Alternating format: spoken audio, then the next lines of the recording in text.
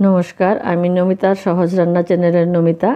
আজকে আমি বানাবো চালতার কাঁচা মাখা ভর্তা। তো এর জন্য আমি চালতাটাকে কেটে নেব, আর এর জন্য লাগবে শুকনো লঙ্কা, গোটা শুকনো লঙ্কা, আর লাগবে গুড় আর স্বাদ মতো নুন। আমি চালতাটাকে কেটে নিয়েছি, এরকম পাতলা পাতলা করে নিয়েছি খোসা ছাড়িয়ে। তো এটাকে আমি এখন থেতো করে নেব। আপনারা যারা আমার রান্না দেখতে পছন্দ করেন, বারবার দেখতে চান, আমার চ্যানেলটাকে সাবস্ক্রাইব করে দেবেন। আর যদি আজকের রান্নাটা ভালো লাগে তাহলে লাইক, কমেন্টস আর শেয়ার করে দেবেন।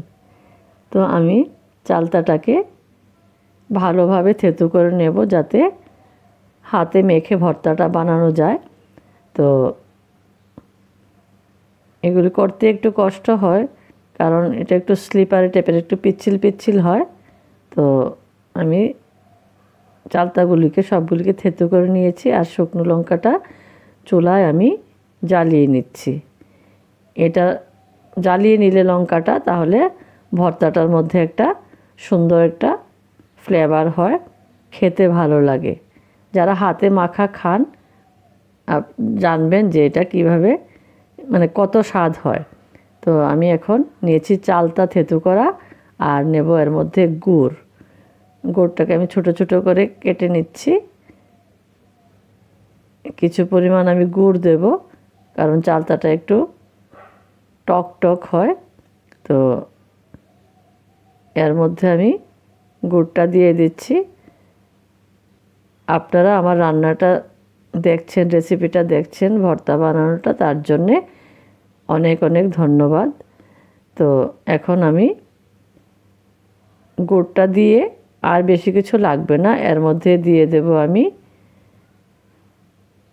লঙ্কাগুলি যে পুড়ে নিয়েছিলাম, ওই লঙ্কাগুলি আমি ভালো করে হাতে গুঁড়ো করে দিচ্ছি।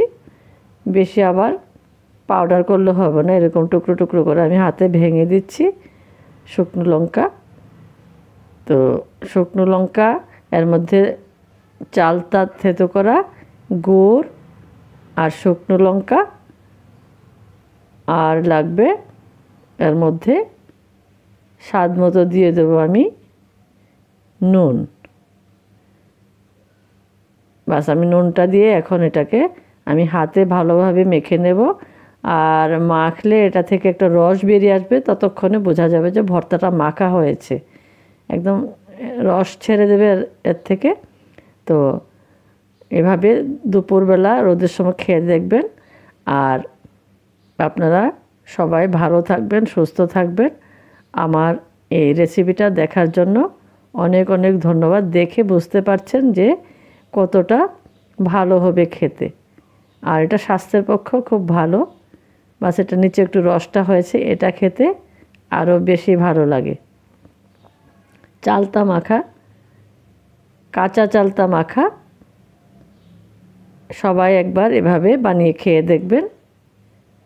দেখে জিভে জল আসছে সত্যি সত্যি। তো